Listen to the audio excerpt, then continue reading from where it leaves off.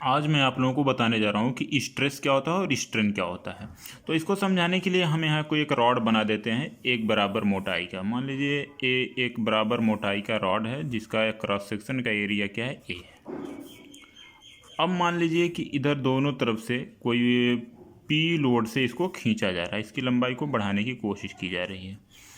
तो जब इसकी हम लंबाई को बढ़ाने की कोशिश करेंगे तो मटेरियल की टेंडेंसी होगी कि वो लंबाई बढ़ने का अपोज करेगी।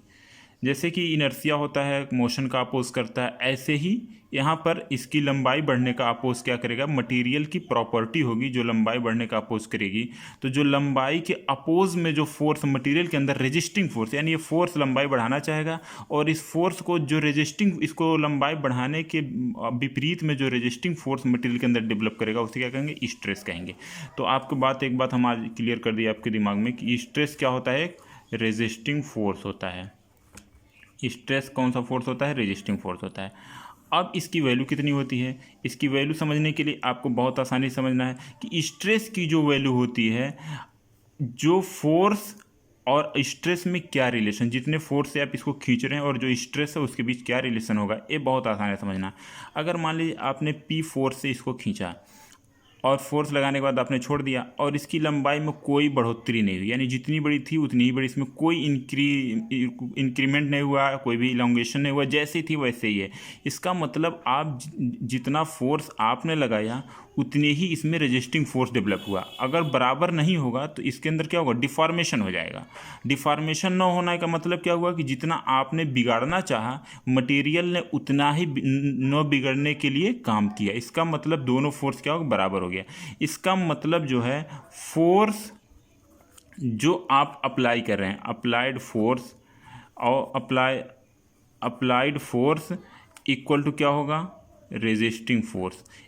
एक कब तक होगा, जब तक कि इसके अंदर डिफॉर्मेशन नहीं हो रहा है। आप फोर्स हटाए, कोई डिफॉर्मेशन नहीं दिख रहा है, तो अप्लाइड फोर्स क्या होगा, रेजिस्टिंग फोर्स के इक्वल होगा।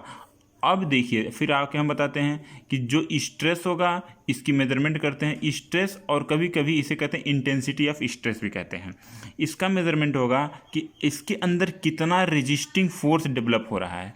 तो अगर आप जान लीजिए मतलब लिमिट के अंदर हैं, यानी इसके अंदर कोई डिफॉर्मेशन नहीं हो रहा है, तो रेजिस्टिंग फोर्स अप्लाइड फोर्स क्या होंगे, इक्वल होंगे। तो स्ट्रेस क्या होता है, जो फोर्स रेजिस्टिंग फोर्स डेवलप होता है और कितना एरिया पर होता है, इसका रेशियो क्या होता है, इंटेंसिटी ऑफ स्ट्रेस या स्ट्रेस। एक बार और समझ लीजिए कि जो इंटेंसिटी ऑफ स्ट्रेस है, स्ट्रेस की हम वैल्यू लिखते हैं, ये पी बाई ए लिखते हैं।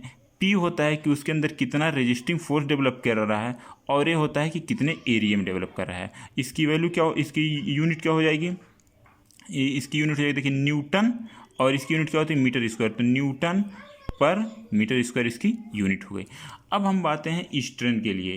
तो स्ट्रेन क्या होता है, स्ट्रेन जहाँ लिखा हो स्ट्रेन से आप सीधा सीधा मतलब समझना डिफॉर्मेशन। डिफॉर्मेशन से रिलेटेड है स्ट्रेन। जैसे आप इसको खींचें, इसके अंदर जो लंबाई बढ़ेगी या कंप्रेस करें तो जो घटेगी, किसी भी चीज़ से कई कई शेप में हो सकता है, और कोई वॉल्यूम है, कंप्लीट वॉल्यूम का कोई चीज़ है, कोई क्यूब है, तो इसका क्या होता है, वॉल्यूम घट बढ़ सकता है, लंबाई में, वॉल्यूम में, जिस भी चीज़ में उसका डिफॉर्मेशन होता है, उसी को हम स्ट्रेन से मेजर करते हैं। और इसको पर यूनिट के लिए मेजर करते हैं। जैसे इसकी लंबाई अगर 10 मीटर है और इसके आपने खींच के आधा मीटर बढ़ा दिया, तो स्ट्रेन कितना होगा, आपने कितना बढ़ाया, 1/2 मीटर। अब पहले कितनी थी, 10 मीटर। तो इसका जो रेशियो होगा 1/20, ये इसका क्या कहलाएगा, स्ट्रेन कहलाएगा। तो अब यहाँ से स्ट्रेन का आपके अंदर कॉन्सेप्ट बन गया कि जो चेंज इन शेप लंबाई भी हो सकता है, वॉल्यूम भी हो सकता है, और उसका जैसे कभी कभी उसको एंगल में भी हो सकता है। तो यहाँ हम आपको आसानी से समझा रहे हैं कि change in shape divided by original shape. ये क्या हो जाएगा, ओरिजिनल शेप इसलिए मैं बोल रहा हूँ कि ओरिजिनल में कितना था। जैसे यहाँ ओरिजिनल में मैंने बताया ना कि ओरिजिनल में 10 था, तो ओरिजिनल शेप है 10 मीटर। चेंज कितना हुआ, जैसे 10 था 10.5 हुआ, तो 1/2 या हाफ जो है ये क्या हो, चेंज हुआ, तो ये होगा स्ट्रेन। तो यहाँ से स्ट्रेस और स्ट्रेन आपको अच्छी तरह समझ में आ गई होगी।